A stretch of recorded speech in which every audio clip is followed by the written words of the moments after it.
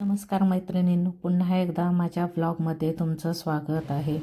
आपल्या चॅनलचं नाव आहे Jaya Lavate dream house. मैत्रिणींनो, आपल्या चॅनलला सबस्क्राईब केलं नसेल तर आवर्जून सबस्क्राईब करा. व्हिडिओ आवडला तर लाईक करा, शेअर करा, कमेंट करा. हा व्हिडिओ आहे रविवारचा. रविवारी आम्ही आपल्या कागल तालुक्यातील सिद्धेश्वर मंदिर या ठिकाणी गेलो होतो. आता आम्ही अशा ठिकाणी राहतो आहे की आम्हाला मनात आलं तर आम्ही महाराष्ट्रात प्रवेश करू शकतो, मनात आलं तर कर्नाटकात प्रवेश करू शकतो. आमचा एक पाय महाराष्ट्रात, एक पाय कर्नाटकात, दोन्ही राज्यांचं सुख आम्हाला मिळालेलं आहे. अशा ठिकाणी आम्ही राहतो आहे. सध्या आम्ही कर्नाटकात राहतो आहे आणि फिरायला गेलेलो होतो महाराष्ट्रात. महाराष्ट्रातील कागल तालुक्यात सिद्धेश्वर मंदिर आहे, जे डोंगरावर मंदिर आहे आणि खूप मोठं डोंगर चढून तिथं जावं लागतं आणि निसर्गरम्य वातावरण आहे. एकदम छान प्रसन्न वातावरण आहे आणि आता पावसाळ्यामुळे तर वातावरण खूपच छान झालेलं आहे. सगळीकडे हिरवळ झालेली आहे आणि मस्त प्रसन्न वाटते. रविवारची एकच सुट्टी एन्जॉय करायला मिळते, त्यामुळं हा दिवस आम्ही शक्यतो टाळत नाही. इथं मुलं सकाळी प्रॅक्टिसला येत असतात रनिंगसाठी आणि हे असं वातावरण बघितलं का खरोखरच गावाकडची आठवण येते. गावाकडं असं हे मोकळं प्रशस्त वातावरण असतं, मन प्रसन्न असतं. शहराची गर्दी नाही, गोंगाट नाही, एकदम शांत निवांत. आणि खरंच ज्या ठिकाणी आम्ही गेलेलो त्या ठिकाणी खूप मस्त वाटत होतं. आता ही माझ्या ओवीची शाळा आहे, तिच्या शाळेपासून जाणार होतो. शाळा बघितल्यानंतर ओवीला खूप आनंद झाला आणि तिला बघितल्यानंतर तिच्या मैत्रिणीही खूप आनंदी झाल्या, तिला भेटायला लगेच आली. ह्या शाळेत पालेभाज्या लावलेल्या आहेत. ही सगळी मेथी आलेली आहे, मिरच्या आहेत, कांदे लावलेले आहेत. ही मोठी जिल्हा परिषदेची शाळा आहे. जिल्हा परिषदेच्या शाळेची क्वालिटी आता खूप छान सुधारत आहे. इतकी मोठी शाळा आहे, सोलर सिस्टीम आहे आणि याचं वैशिष्ट्य म्हणजे सोलर सिस्टीमही आहे आणि मागे पवनचक्कीसुद्धा आहे. शाळेच्या समोर हे गणपतीचं छान मंदिर आहे. इथं हिच्या मैत्रिणी भेटायला आलेल्या मैत्रिणींना पाहून तिला खूप आनंद झाला आणि त्यानंतर आम्ही निघालो आमच्या पुढच्या प्रवासाला. आम्ही जिथून राहतोय तिथून हे सिद्धेश्वर मंदिर 15 ते 20 मिनटाच्या अंतरावर आहे आणि पाऊस अधूनमधून येत होता, त्यामुळे आम्ही टू व्हीलरवरनं जाता गाडीतून जाण्याचा निर्णय घेतला. आणि बघा, पावसात एकदम मस्त कोकणात आल्यासारखं वाटत आहे. ही गाडी छान छान लावलेली. सागवानाचे झाडं तर इतकी मोठी आहेत की बस, एक जंगल सागवानाचं आहे. आणि आम्हाला जिथं जायचं होतं तिथं आल्यानंतर हे बघा, हे डोंगर दिसायला आणि खूप पर्यटक येत होते. आणि इथून जाताना तर आम्हाला वाटत होतं की आम्ही खिंडीतूनच चाललेलो आहे. पलीकडं आणि अलीकडं दोन्हीकडून डोंगर होते आणि आम्ही मधून असं चाललेलो होतो. वर पोचल्यानंतर हे खालचं असं दृश्य इतकं सुंदर दृश्य आहे की बस. आणि इथून खाली पण जायला रस्ता आहे. ज्यांना डोंगरावर चढण्याचा प्रॉब्लेम होते त्यांच्यासाठी मंदिरातील सिद्धेश्वर देवाचं दर्शन घेण्याची खाली सोय केलेली होती. ह्या नवीनच फरशा बसवलेल्या आहेत, म्हणजे पायऱ्या बसवलेल्या, जी की आता मागाशी काका दिसत होते ते ह्या पायऱ्या बसवण्याचं काम बांधण्याचं काम करत आहेत. आणि मग आम्ही काकांपाशी जवळ जरा बोलून करून तिथून परत निघालो. आणि हे सिद्धेश्वरचं मंदिर आहे, खूप उंचावर आहे, खूप उंचावर आहे. वारा तर इतका येत होता की बस, भरपूर उंचावर आहे. आणि इथं हे दिवा ठेवायला केलेलं आहे का काय केलेलं आहे, पण त्याची डिझाईन वगैरे खूप छान दिसत होते. म्हणजे ते जाणून बुजून बुडूक पडले असं नाही, ते दिव्यासाठीच केलेलं असणार आहे. आणि अशा पायऱ्या चढून आम्ही वर आलो. मंदिरही खूप नवीनच बांधकाम चालू आहे, अजून त्याच्यात सुधारणा होत आहे आणि मस्त मंदिर आहे. इथं उभी घंटी वाजवत आहे. तिचा हात पोचत नाही तरी सुद्धा तिचं घंटी वाजवण्याचा तिचा आटापिटा तिथे चाललेला आहे. त्यानंतर पुढं इथं तुळशी वृंदावन पण मस्त होतं आणि मंदिरात खूप घंट्या होत्या. बहुतेक ते नवसाला बोलल्या गेलेल्या घंट्या आहेत आणि नवस पूर्ण ते झाल्यानंतर ह्या घंट्या बांधलेल्या आहेत. प्रत्येक घंटी उभी वाजवून बघत होती, त्यामुळे अगोदरच वातावरण तिथलं शांत होतं आणि घंटीचा किणकिणाट खूप मस्त प्रसन्न वाटत होतं. इथं गणपतीचं छोटंसं मंदिर आहे, नंदी महाराज आहेत आणि इथं आतमध्ये हे सिद्धेश्वराचं मंदिर होतं. मी मंदिर असं पूर्ण कोणीही तिथं नव्हतं, त्यामुळं मंदिर असं पूर्ण फिरून बघत होते आजूबाजूला काय आहे काय नाही. तर इथं मला हे वेगळंच दिसलेलं की काचेच्या बॉटलमध्ये. मला वाटलं महादेवाची पिंड वगैरे आहे का काय, म्हणून मी ती बघायला गेलेली.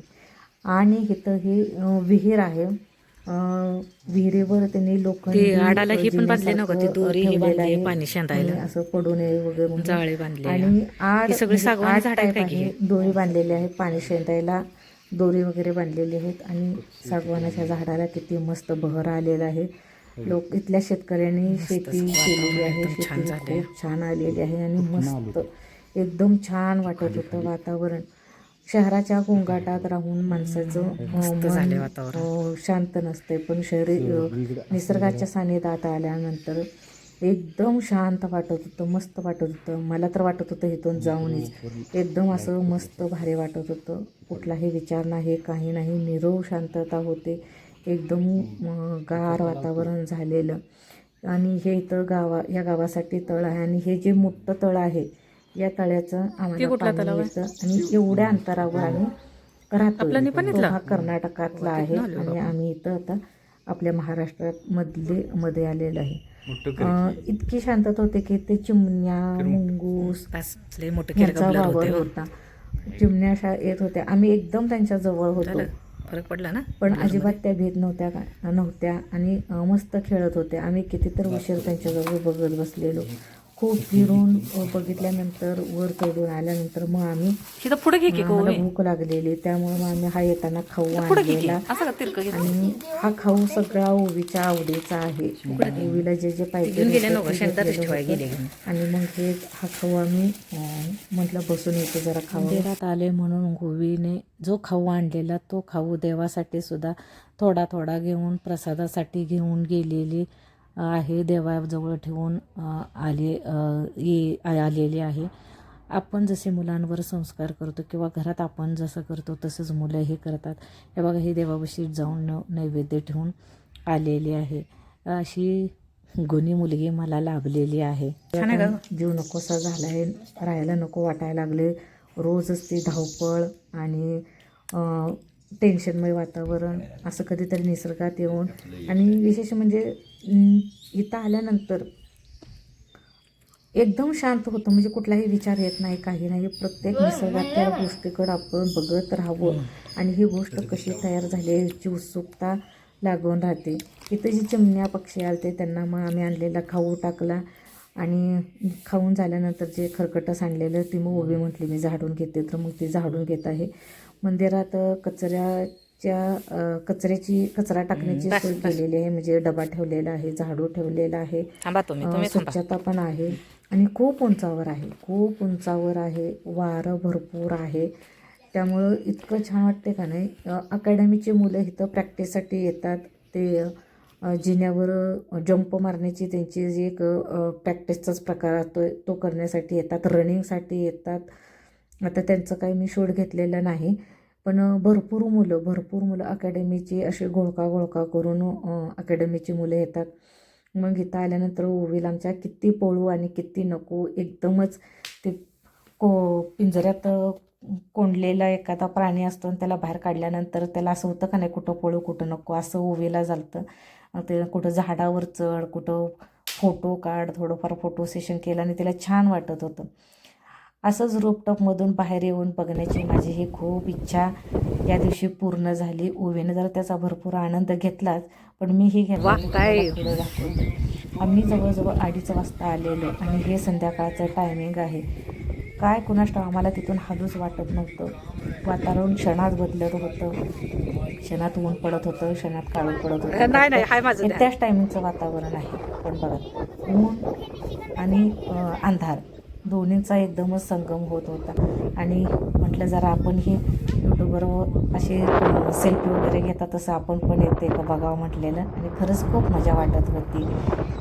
हे असं फोटो काढण्याची किंवा व्हिडिओ घेण्याची.